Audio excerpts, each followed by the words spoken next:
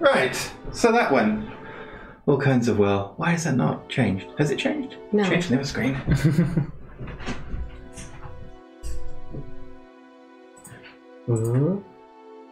Hello, everyone. Hello. Welcome to our Roll4ItCON panel. We have to kind of like go back and forth because we have kind of like a weird setup situation here.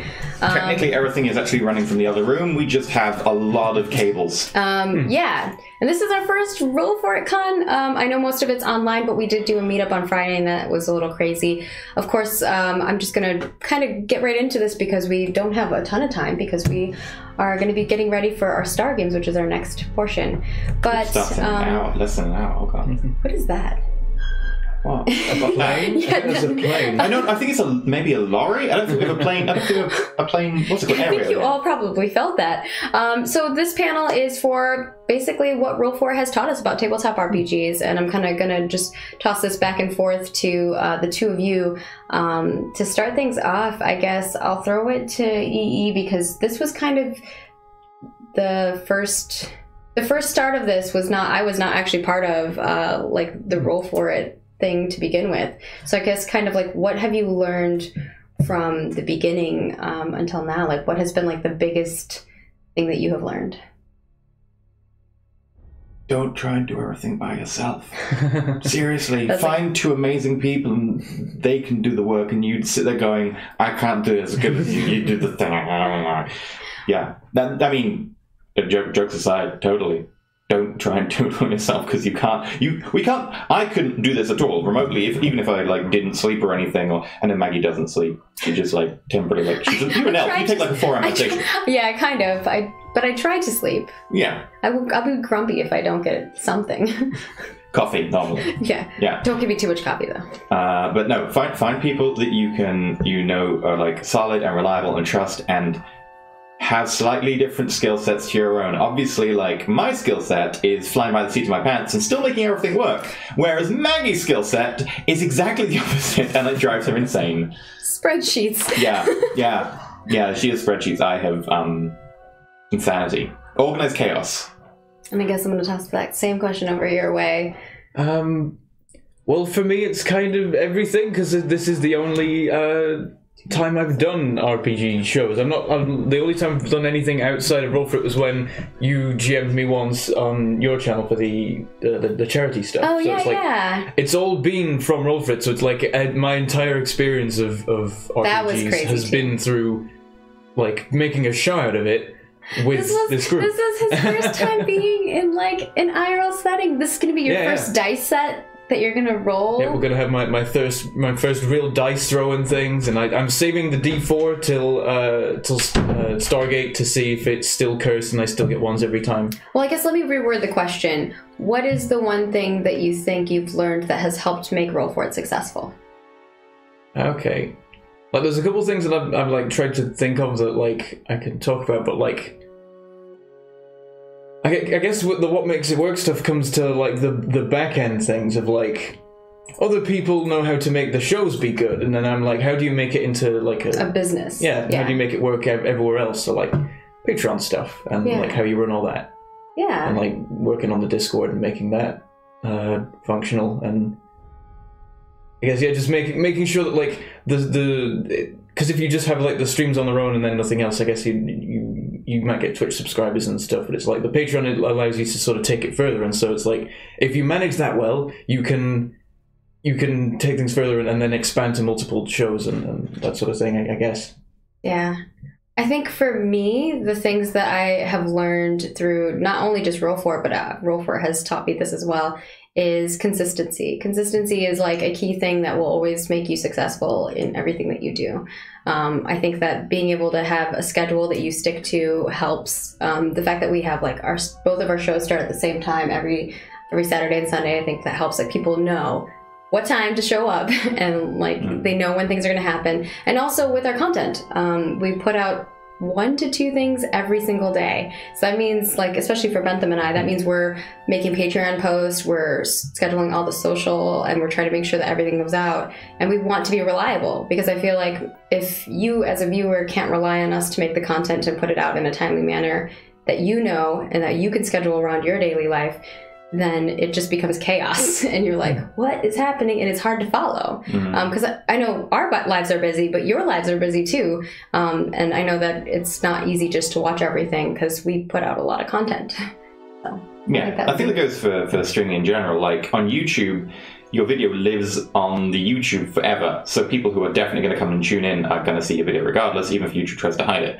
Obviously, it helps to have a schedule, but streaming, you need definitely to have a schedule, 100%, because if someone doesn't catch you when you're live, they miss the entire point of it being a stream. So consistency with streaming is a massive key, especially if you want to do streaming as a thing and a main thing. And obviously Roll4It is main streaming. I mean, obviously the YouTube channel's not doing too bad, actually. Yeah. People really like VTM.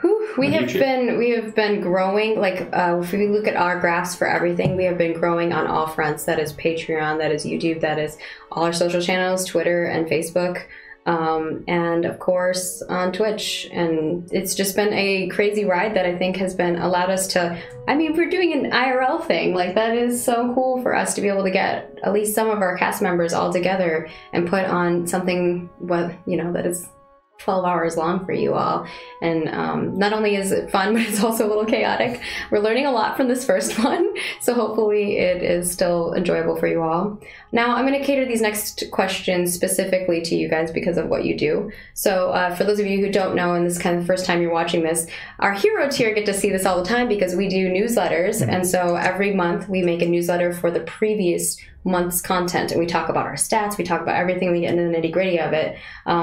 EE is our CEO, so he kind of handles all the finance and HR. CEO, CFO, legal, and welfare. Yeah, so he handles all of that kind of stuff. So I'm going to kind of toss this next question your way. What kind of things do you think you could kind of share with the audience that will help them if they're trying to put on their own shows and kind of organize things and make it be successful, right? I think like being able to make content is easy, but being able to grow it is like the harder part and manage your budgets, right? Okay, so firstly, if you want professionalism rather than amateurism, you want to at least have people have some sort of relationship that's not just the friendly relationship with you. If it's, friends or whatever, it's, they drop in, they drop out. It's not like they're necessary to be there. You can have friends who are also like amazing work colleagues. But there needs to be a slight relationship where you're like, I do need you to be here in a thing because it will undermine my, I'm streaming, I'm getting bits or whatever, it's helping me pay the internet bills and all that. Like, this is a business, regardless of, like, how, entertainment is a lot more fun as a business than running Walmart or whatever.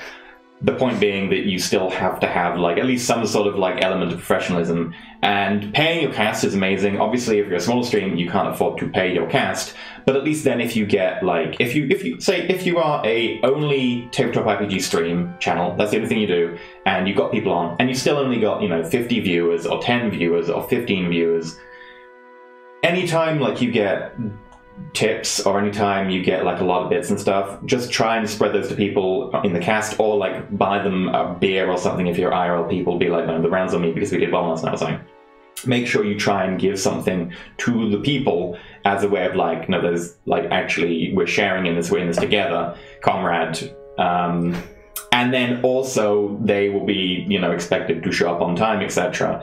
And that's the hard part. I think you can't, when you do something with friends, and maybe they're not always the most reliable, if they're not contractually obligated, they might just not show, and then you have kind of a weird, inconsistent, and that goes back to the consistency part of having a show, right? But when you get bigger and you do pay people, the important part is to follow through and pay people on time and promptly and correctly, and don't screw with that, because when you get to that stage, people will be expecting, because they show up on time and they expect you to reciprocate in the other sense of the business, which is, paying people.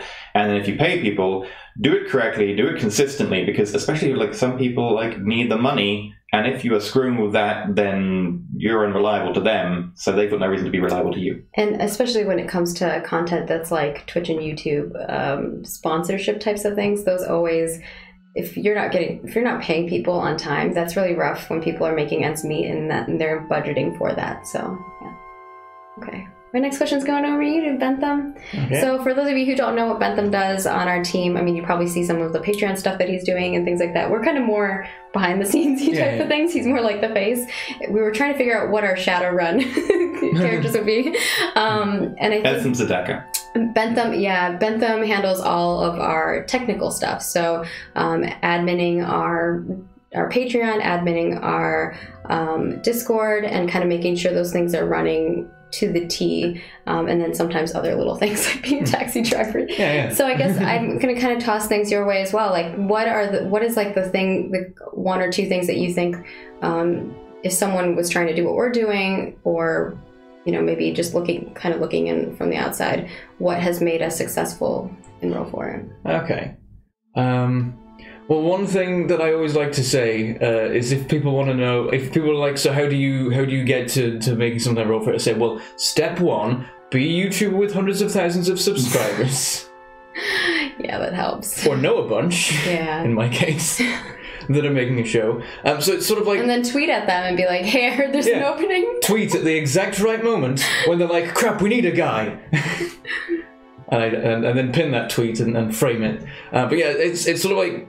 It's a really long, complicated process, because even if I haven't been a Roll4It from the beginning, I've been aware of it from the beginning, and I saw where it started, and it's like, it took years to get to sort of like the current configuration where it's a Patreon, and it's a standard cast, and it's standard payments and stuff like that. There was loads of steps in the process to get to there, so it's sort of like, it's hard to say what, apart from it's just, like, probably a key thing is like, when things...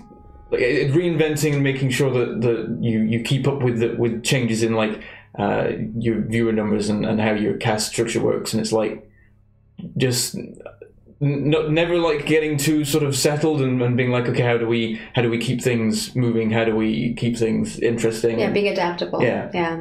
Because if you just sit back and let the views come in or whatever, like they'll stop. So you've got to be like, okay, what works and what doesn't, and sort of do that kind of thing. So with like the Patreon and it going to my ears, it's like we did a whole reboot. I mean, I think it was Maggie's idea really, but it's like, this isn't working how we want it to right now. Let's just like come up with a whole new set of things and a new plan to make sure that it all goes to plan, it all works, so that we can deliver everything and just like improve the things for viewers and make it more interesting for them, give them more stuff to like watch and read and so on. So like behind the scenes and stuff, we just like brainstormed a whole load of things to add to the Patreon. We also asked our audience. I think that's something that I think is really important. And on my front, I'm handling community, social media, and then marketing stuff. So I kind of handle that. And then I guess cast. I make sure that like if we need cast members for stuff, or if we have a spot where someone can't make it, filling that role and making sure that we have a person in that spot. Which has been, I found what works chemistry-wise and what doesn't. And, we live and learn from that. We learn that like, maybe this person is a typecast person, whereas these people are adaptable and they can play multiple characters. So like being able to put the right people together, and oh my god, I'm so glad we have found two amazing casts with amazing chemistry, and then obviously now we're now we're on our hunt to find the third, and then of course we have a whole slew of wonderful people who we can just plug and play, which has been fantastic. I mean, Fuzzy's one of those people where we can just throw her with any group and she's adaptable. So I think like for us, that is kind of like always what I'm looking for, and I that goes with the adaptability. But I guess the one thing that I have learned from my side of things is or my advice to people is content calendars. Spreadsheets. I second this. I think it's one of the biggest things. If you are running a business of any type where you have a forward-facing thing with social media and content, that you need to have a content calendar. Biden starting, no. Content calendar. Only a few people will understand where I'm going with that. Inside jokes are worst, I'm sorry. But I think like being able to plan out when you're putting things, when you're doing things, and making sure that you're doing things in advance. Because I think for us, we have found that when we rush things, it is very bad, and the quality ends up always going down. Whereas the times where we've really been organized and we know what the next step is and we have all the content ready and it's less stressful for you two because you're making some of those assets sometimes, right? Like it just, everything meshes together and you guys as viewers are like, holy shit, this trailer is fucking bonkers. Yeah, a good example of that being the Stargate trailer. Normally we use some like pre-made compositions and stuff and then massively alter and change things and add things, etc. The Stargate one was completely made from scratch and included like actually rendering out the Stargate in that actually rendered in a 3D modeling program. And the only reason I could do it, and I really, really love the quality that came out of that, despite the fact it was completely me and not like some professionals thing that I'd altered, was because we had like 3 weeks when we had everyone's character locked in. We knew what they were doing, knew things, and like I was like, right, you shoot your stuff, and I had the stuff done by like I had footage by like week 2 before. Yeah, something like that. Or maybe like the very last footage by week 1, but everything else had been done and I just dropped it in. Yeah, and I, like for me that helps a lot too because I'm scheduling all the social media, so if I can schedule all a week in advance, it's like a lift off my shoulders. And then on Bentham's side is like when he's doing all of his things on Patreon, he's like, okay, I have everything I need. And just being able to like see the future is like so important. And then I think also listening to your community. I handle a lot of the community feedback and things of that sort. So I'm always looking at what you guys are saying and what you guys are thinking, and I'm always feeding it into these guys, and we are changing things constantly. It's like, if I see something, I'm like, hey, Bentham, why is this thing like that? And Bentham will be like, let me go look. And then for E, I'm like, hey, do you think we could try something like this? And he's like, let me think about it. And then we'll have a meeting and discuss it. So I think it's just a lot of those type of things where, or budget-wise, I'm like, hey, do you think we can budget for this? He's like, let me consult. Yeah, like a ridiculously expensive extortionate cake. So I think that for us, it has been a crazy ride, and we just, I think for you guys, we wouldn't be able to do it without you. And of course, we want to make content that you as viewers want to see. And I think when we did the revamp, like what you were talking about, we actually asked for feedback first. You guys gave us feedback. We utilized that feedback. And then we were like, hey, here's what we're thinking. This is going to launch then. So let us know what your feedback is and we'll change things. And then we're like, here, this is what's going out. This is what we're doing. We're going to be doing something similar to that for our goals. We feel like our tiers have been really good. We have a lot of content. Oh, that actually reminds me. But we're going to be adding more content to the each of those tiers with the things that we have. We're going to make more of those. So one thing, reminding me from tiers, one thing that Maggie has taught me is that you may feel that like you can't be the most professional out there. You can't have like the sleek things that like some of these big things have, etc., or all these massive enterprises or whatever that have like amazing like quality stuff. And you're just like, right, well, I've got a Patreon, I've got the text and stuff, and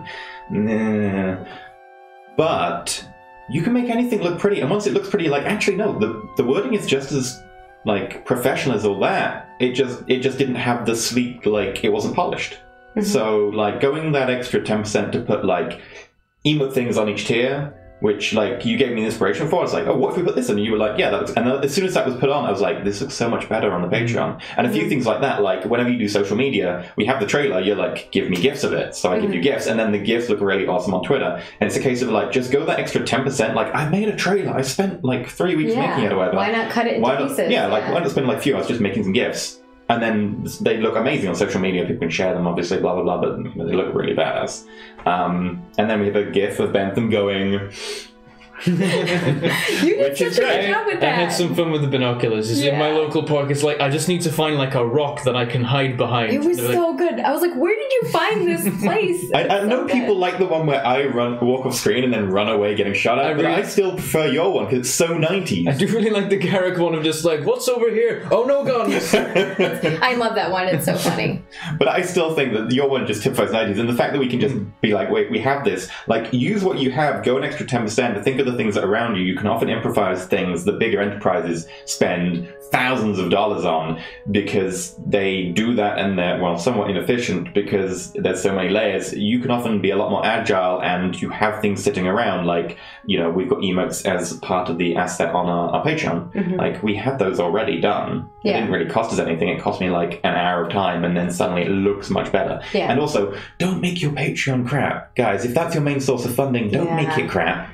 Seriously, if that's your main source of funding, make it good. Deliver your rewards on time. Do not be late with those things. It is so important to make sure that the people who are paying you money get what their money's worth. And people notice if you miss stuff. Yeah. Like, as the guy in charge of the Patreon. Even when we didn't miss anything. Yeah. Well, yeah. People notice when you haven't labeled your posts correctly and you accidentally refer to them as the previous for instance, I guess you want to talk a little bit about what that is, because people might not know. Okay. Oh, yeah. Well, it was the thing with, like, the posters where... Because I was like, are we late on something? Basically, what happened for my front, and then you can talk about from your front, was like, I got a message feedback, because I'm monitoring the community feedback, and I was like, hey, Bentham, are we late on posters? This person's like freaking out, and they like left our Patreon, and they left like this long message. And then Bentham, on your end. So when we originally started with the posters, we're like, we hit the reward, and it's like, okay, it's November, let's make a poster, and we called it the November poster. But posters take time, so the poster take about a month. Yeah, they take a month to be made. So then we released it like early December, and then it's like, okay, now let's make. It's usually something. And it was a poster scene from a scene from the month before. Yeah, so it was a scene from November, and then it's like, okay, it's December, let's make the December poster, which then came out in January, and then 6 months later, someone's like, all your posters have been late the whole time. It's like, oh, whoops. I see what happened there, because we keep putting them out. And then he went back and counted them. He's like, we have the right amount. And I was like, yeah, I counted the posters, because I'm like, maybe we missed one. And then somewhere. we're looking at it, and then Bentham's like, I know what's wrong. I was like, okay, what's wrong? And he was like, he's getting confused because we named it wrong. I was like, oh. It makes complete sense for us, but no one else, which is, I guess, an obvious trap to fall into, is people who view you aren't you. They have a completely different perspective. So, like, obviously we're looking this way and you're looking that way, and that completely runs for everything. What's funny to me is no one else said this. It was just one person, and it took just that one person to see that. A lot of other people might have been seeing it, and thinking, oh, they're late again, and not bothering to mention it. And it's like it's. So in that way, it was good that we heard it, because it's like, oh yeah, we need to fix that. But people notice when you miss stuff, because it's like, there was one time where we needed to edit an MP3, and it took a bit of time, so the MP3 was like a day late, and I got messages like, where's the MP3? And it's like, I announced it on social media, and I tagged it in announcements, and I told people, like, anytime we're late on something, we always... I mean, I'm very good about communication. I try. Like, if you follow us on social media and you are part of our Discord, because if you're a Patreon or a Twitch member, you should know. And so those, like, obviously Twitch or Twitter and Facebook are the free ways to know everything. And then, Discord is like the way to follow us on everything else. So I think, like, for me, I'm doing as much as I can communicate. And then Bentham's like the backup if people message him. So in regards to any issues, but yeah. I do want to do another thing and talk a little bit about our moderators. Moderation is one of those things that I think is so important for a community, and having your guidelines for your community, because every community is different, and every community values and has a different type of vibe that they're going for. I mean, ours is the best though. And I think from ours, we knew what we wanted to make to begin with.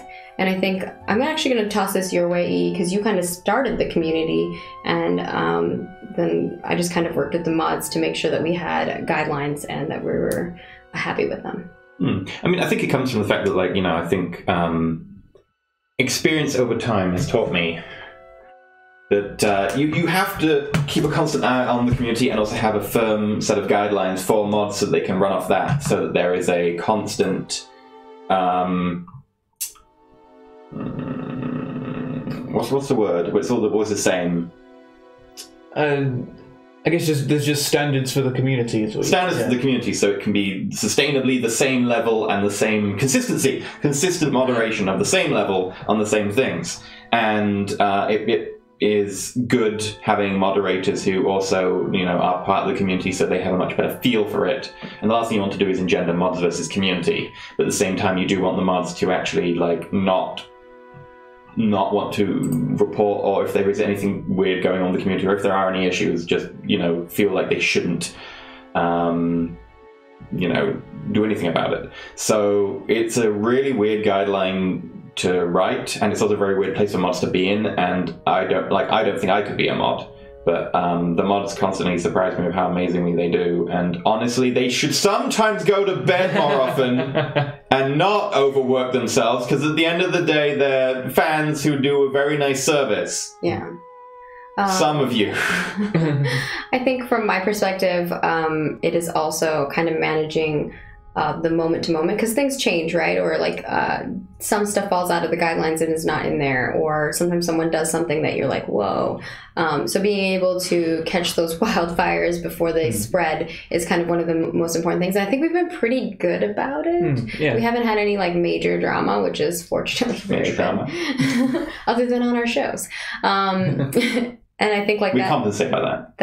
That really goes out to the mods and the mod team for helping us organize that and catching those things when, you know, we are trying to manage all of the other stuff. So thank you guys. And I think that would be my thing to other people, is make sure that you find the right people for those positions. And sometimes the community might not always take the moderator person. We've had a couple situations where they're like, you've had somebody who's part of your community, they've been there for a while, and then you give them moderator status, and you know, they need to mod, but other people don't respect them in a moderator position. And being able to handle that and be like, hey, you need to respect this person because they do kind of have some authority on this platform, and kind of guiding that has definitely been a it's also worth checking in with that new mod, because the new mod might be like, I don't feel like I don't feel like I'm new here, I don't feel I can say anything or whatever. It's worth being like, you know, and looking out for them the first time they're trying to be a mod, or they announce being a mod, or if someone tries to, you know, give them a little bit of a ribbing, you just come down on them, not like overly punishing, but be like, yeah, that's a bit disrespectful, like, you know, they're a mod. Yeah. You can't just like appoint a mod and be like, go be a mod. You have to back them up and you in public have to ordain them, like with the knighthood. Be like, yes, this person is right, and that is what they said should be taken. Remember again that when moderators ask you to do something, please do so, and if you have any issues, please contact one of the admins. Like, if you ever have, like, and that's the thing that I think the head mod, because we have that head mod system. Yeah, and I think like that to us is having some semblance of hierarchy. Is like, I know that sounds like weird and kind of like dictatorish, but it's like people need to know who they can go to talk about their problems. Like, our cast members know, like, they have an HR person, and that is who they go to, which is EnterElysium. And then if they don't feel comfortable talking to him, they can talk to either me or Bentham. And I think like that's really important to have that type of thing in place. Same with the mods. Like, all the mods can talk to the head mod, or if they have an issue with the head mod, they can talk to one of us. Primarily me, and then if they go from anywhere else, if someone else is available, they can go to them too. So I think, you know, that is really important to have place where people can do that. And then of course our audience, our community, they know they can go to a moderator and be like, hey, I have this feedback, and that moderator will make sure it gets to one of us. And especially like if someone wants to like appeal a ruling or a ban or anything, you don't want to be like, there's no way to appeal, because occasionally people get things wrong, and then maybe they click the wrong name, whatever, chat scrolls fast. So you need to have a system for them to report something, but you don't want them to just come and report straight to the caster, because a lot of times if you have someone who's just an arsehole in chat who does get banned for a legit reason, they will then just immediately pester the caster because they're like, oh no. It's like, yeah, I don't have time to deal with your bullshit. So that's why we have a head mod system. The head mod is a great filter, and also is someone that people who, like, if they go to the head mod, they're slightly more likely to be a legitimate grievance. Often not. Our mods are amazing, but there's a good reason for that. And if anyone immediately subverts the head mod, I often go, yeah, okay. Yeah. And I think, you know, it's been really interesting. I think we've had a lot of luck that the people who have joined our community have all been pretty wonderful. Yeah, people are asking who the head mod is. That is Mighty Rick. Mighty Rick. It did used to be Pav. I see Pav in chat. AKA Derp Digital. And yeah, Powell used to be our head mod, and he had laid it down over to Mighty Rick, as that's who we agreed would take in that. Fantastic job of the handover. Yeah. We love you, Paul.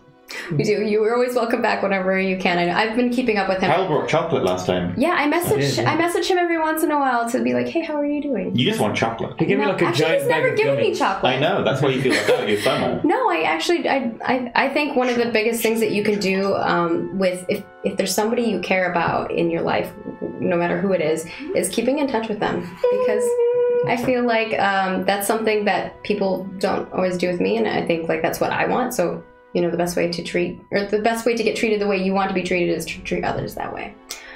That's just a Mag Mom tip. But I think that the next thing that I wanted to talk about was the fact that we are Roll4It, that it's not just EE or Maggie or Bentham. Like, that has kind of helped too, because people, you know, when they have an issue, straight up, the most time that was evident completely to me was when I was moving house, and I was like, literally, I'm going to be without internet for like 3 weeks. There's no way I can do basically anything. And nothing went wrong. Like, nothing went wrong. Like, there were a few things in the back end that were just like, oh, we just got to fix this or whatever. But nothing actually went at all. And I was like, well, I'm actually superfluous. Fortunately, like, you didn't have to worry about any shows launching. So that helps, I think.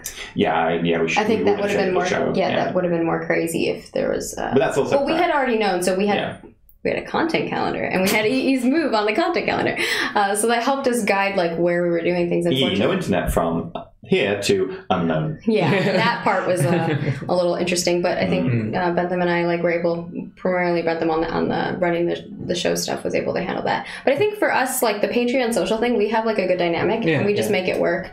Yeah, that's a really good way. Like, pro tip for making a Patreon work, if you've got more than one person in your the thing that the Patreon's for, is have one person in charge of making Patreon posts and one person in charge of tweeting about those posts, and both of them having both of them expecting the post to happen at a certain time, because we keep each other in check. It's like Maggie just gets a ping with like, here's a post, and she's like, oh, time to go make a tweet. Or sometimes I'll forget to make the post, and Maggie will be like, Bentham, where's the post? And I'll be like, crap, I was looking at random YouTube videos again. There were bunnies involved. Yes.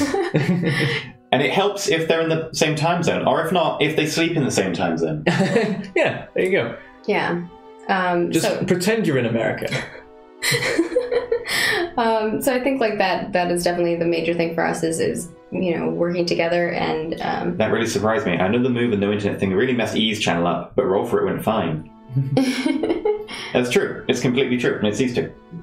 Yeah, we tried. Well, I think like that's the thing too, is as long as no one notices, that's when I know that we're doing really well. Like, for instance, we were talking before, we're like, oh, people always tweet or Facebook us, and they think it's EE, but I always just respond as Roll4It. But like, they'll think it's EE, and I don't really care. So I just like respond, and because people want to have that interaction, and so I give them their interaction. But I just think it's funny, they always think it's you, and then I'm like, that just means Bentham and I are doing a good job if they just think that we don't exist. They're gonna murder me. They're gonna murder me, and then I'll never appear again, and you will never know. No. Well, puppet him. Yeah. Hello, I'm me. I don't think decompose. Don't do that. I don't think I could. I don't think I could ever embody what he is. I don't know. Last night you're making enough lewd jokes and hand gestures on VTM, so you're getting there. Well, that's because I was sitting there for 2 hours. Well, 2.5 hours. I didn't get to do anything. Okay. I was listening, so I had to interact. I have to entertain the viewers somehow, and I can't talk. So lots of sign language. But of course, I wanted to open up this last bit of time. I think we have about like 10 minutes for you all to toss some questions in chat if you have any questions for us about running Roll4It. And in the meantime, while those are coming in, I'm just going to kind of like guide some things over to these guys, and then we'll move things forward. But I think, Bentham, you probably talked the least. Okay. So I was wondering if there's anything else that you'd like to make sure that the audience knows, or you want to share knowledge-wise about what streaming on Roll4It has taught you. Well, I can go slightly feelsy with this. Let's go for it. Don't make me cry. One thing that Roll4It has taught me that that dawned on me recently is that it's taught me social interaction. Aww. Because I was thinking back to how I was like at the end of uni. And I'm like, I basically just like hid in my room and didn't talk to people. I'd sneak down to the kitchen and get food and go back and go to my lectures and then do my essays, and then I left. And now I'm like, if I was there now, I think I'd do it completely differently, because I feel like doing 4 to 8... I'm sending I can hug him. Yeah, send him this hug. Okay, right, we can hug down the line. There we go. Spending 4 to 8 hours a week, like practicing social interaction, turns out to be a really good way of sort of catching up on what you've missed in a way. You do occasionally shout heretics at people with toning it down. I actually have a similar story, but not Roll4It wise, but like mine was the same way. Like in high school and stuff, I'm like very shy person, and podcasting helped me like I like being part of a community and like learning how to talk to people helped me like just in person. YouTube taught me that. Yeah, it's like it's a weird thing. So I used to never talk enough, and now I talk too much because I feel I need to fill every single gap of space with talking, because otherwise the YouTube video is boring. And that's why, please stop, please make talk so I can stop, please, please, please, please, please. That's the thing. It's like if you think like people have been around for a while. If you think back to how I was at the start of Roll4It, and people always say like how much I've changed in that time. He's such a, that change is not just on camera; that's off camera too. Yeah, I think that's really cool. That's how I was like in all things. All right, so we do have some questions. The first one I think is going to go to EE. Okay. When's Layla season 3? When Layla finishes working for Ra over the summer holidays. Ooh. Okay, so I think this one's a really good question. Ninjari24 said, who approached who? How did you meet and start working together? Did EE approach you guys for your help, or did you approach EE and ideas of how to help Roll4It? So I think that starts with you, EE. How did you meet Bentham? I never approached either of you, because until very recently, which again Maggie taught me, I was like, I don't approach people because I don't know them, and so both of them kind of forced themselves on me. Bentham got contacted by consent was made. One of the original members of Roll4It after Bentham was like, I don't like this thing on Twitter, and then Maggie joined us for a one shot or something. No, joined us to fill in. For a season. Don't smack the table. Don't smack the table. Fill in for a season. And then Maggie was like, hey guys, do you want another admin? I really like the things. And we were like, I don't know. What can you bring to the table? Well, I have spreadsheets. Okay. I have ideas. Yeah, we said yes. Please, stop. Please. Yep. Yeah, I met Splat on another tabletop RPG show, and he introduced me to Roll4It because they were looking for a Shadowrun character, and I was like, oh, I'm so in, like, yes. And I really loved playing Jade. She was really fun. And then, of course, when you guys were kind of going through some madness, I was like, well, I want to be part of, I realized that, and I kind of talked to my mod team over on my channel, and I was like, I really like tabletop RPGs. I'm clearly in like 4 a week, so now I'm in 8 a week. So that's clearly a big part of my life, and I think I want to transition to something like that. And so we were discussing it, and it was like, you know, this other show or Roll4It. And so I kind of actually offered the other show first, and they were like, no, we're not looking for somebody. And then I offered it to Roll4It, and they were like, you knew that, EE. You knew that because I had been with them first. Before you guys. Yeah. And then I offered it to these guys, and then like you said, what can you bring to the table? And I was like, well, here's I actually went into that being super dubious, because I was like, I don't really want to change anything right now. Me. It's very dubious. After one meeting, also, it's like, this is perfect. You also didn't know me very well. we'd done like an entire season together, but other than that, yeah. Yeah. So I think like that was really interesting. So hopefully. Yeah. So I joined sort of by just happening to have the exact right connections was how I ended up joining, because like when I started YouTube, I just like stumbled across Factorio and was like, I want to be the guy for this, made tutorials, and then like Arumba was looking for someone who plays Factorio to do a collab with and found me, and suddenly I joined this group, my first collab ever, with Arumba, Shenrir, and Stejo, and then later on we did another one where we brought Amak in, and then that stuff like I think finished. I don't think actually we did some later, but then it turned out all those people at different times ended up on Roll4It at some point, and I'm like, why does everyone I know is in this show? What's happening? And I was watching it anyway because I always watched all of Avak's stuff. So when he joined Roll4It at the very beginning, I started watching there, and then I started with Shadowrun again, and then suddenly they had an opening, and it's like, I want to do this. It's like, and that was one of my first exposures to RPGs. It's like I'd never played them, I never really watched them. I'd watched a small amount of stuff. That's a big one to jump into too. Yeah, I'm like, I was like, maybe this is a bad idea, but I'm like, I'm just gonna go for it, and I was like, that's a good tip. Yeah. Just go for things. Yes, do that. It is like, actually a good tip. I just rarely try stuff. We did that for a while. We tried so many things, and I'm sure you guys were like, what are they doing? We were trying things, and we found what was successful for us. Yeah. Here's the tip: if you try something and then walk away, then you never see those people again, and no one knows you look like an arse if you failed or whatever. So you can walk in, be an arse and walk away, or walk in, really like it, do well, and you can continue. Like, you don't have to worry about making an arse of yourself if you can just a new situation, because that's a situation you don't have to come back to if you didn't like it. It's like I rarely like just jump into stuff, but with Roll4It, it's like I want to try this. I think maybe this can work, and if it does, it'll be amazing. And so, like, they said, sorry, we're going to be delayed because, like, a cast thing fell through, and I'm like, this is my chance. And I just sent a tweet, which is just like, is that a vacancy I hear, or something? It's like, because I know Avak's there, and he knows me. And I was basically just hoping that what would happen is Avak will be like, hey, I know that guy, he's nice. And I think that's basically what happened. That's pretty much what happened. And then, like, a couple hours later, Avak messages me and just gives me, like, a sort of interview. And I thought I did a terrible job of that interview because he's like, do you have any RPG experience? And I'm like, no, but I have watched all of Roll4It. And then that was the swinger. That was the swinger. Yeah. We're like, and then the funny thing is, though, this is I don't think I've ever mentioned this, but Avak didn't say like you've got the job. He's like, hop into a call with us, and I hopped into the call, and he's like, hello. So what kind of character would you like? And I'm like, oh, wait, you did.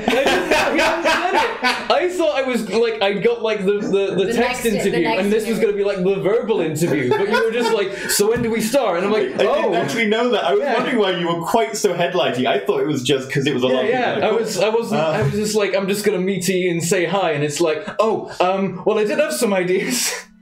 That's really funny. And then by the end of that meeting, I'd made my character. I'd made Brander. And I think we're gonna maybe wrap up on this last question, but I'll toss this to E because you were just talking. I was gonna toss it your way, but okay. Raoul was wondering, how many times do you guys formally do meetings, and like what time period? We always put a time aside, basically after the Sunday show, because we're all together anywhere on the Sunday show. We basically like put aside some time here, and we'll meet up regardless. You know. Sometimes we'll be like, look, I have to run this week, or everyone will be like, okay, we can't do this week. And sometimes it'll be like, okay, we're going to have a big meeting this week and we'll schedule more time. But the idea being that after every Sunday show, we are in theory 3 unless someone has said anything. Normally for a very short thing, normally it's just like a check-in, but sometimes it'll be longer. So effectively always put some time aside so you can have a regular thing. And it means that any issues get dealt with, or any immediate things need to be done, or any things that have a timer, you have that time to talk. And it works perfectly. And if you don't have anything to meet about, you just don't have a meeting. Or you just chat about crap for like... Yeah, I think having a friendship has helped a lot because we all respect each other. And I respect people? And we're able to just kind of like... We know what our jobs are. We define our role. Oh, that's a good point. We didn't talk about that. Define roles. We define our roles, and I think like when something comes up, we all know that's my thing, I'll take it. Because otherwise you get 2 people doing one thing, which double up on work, and also people are like, wait, I did the thing, did you do the thing? Or you have 2 spreadsheets and like, I don't know which one to use, and you have to debate which one to use. Or no one does a thing, and you get to the thing and like, balls. So both are horrific. Yeah, but the doubling up can be really awkward when you're like, no, because it's like, one to... you've got to be like, well, my spreadsheet's better. Yeah, but my spreadsheet has colours. So yeah, fortunately, straight up. We've never really, because we communicate. Yeah. Communication is always important. We have a chat group that we want a spreadsheet for this, and I think you were like, do you want to do it? And I'm like, yeah, I'm in. I love spreadsheets. Yeah, because we both have an equal love for spreadsheets. Yeah. But I had a lot on my plate too, so I think it made sense for you. Yeah. When you volunteered, I was like, that's fine. In the Discord, we have one chat which is admins, one chat which is all cast, and then each show has an individual chat, which you probably noticed if you look at the roles. But the idea being that we can talk to all admins and mods, or cast, and then each individual show, so you can basically like tell people what the information, or talk to people, or get people's opinions without spamming too many people, because then people don't pay attention, whatever. And we're constantly in the admin chat. Yeah. Yeah. Half of it's admin stuff. Yeah. But I think it's important. Isn't that time already? Yeah, we're getting there. So I can probably take one more question, so I'm going to switch down. I'm actually going to go down here because I was kind of back. I know that there's been some people who have been asking about like... do you take minutes for a meeting? Ooh, good point, Miss Amy. We actually have a spreadsheet where we keep track of all our tasks and the statuses of the tasks. We have all of our information in there that we like need for the daily things that we need to do, and then our content calendar is our second thing. So yeah, we do take notes, and sometimes I do meetings with mods. I haven't really had to do a big one recently, but whenever we have a big thing happen, like when we had the head mod change, I had a meeting with the entire mod team, and I'm like, hey, here's the thing. If we have a big drama thing that happens, which we haven't ever had, I will sometimes put a meeting together to make sure that everyone understands, like, here's the guideline, we've added it to the guidelines, like that those are the type of things that would happen.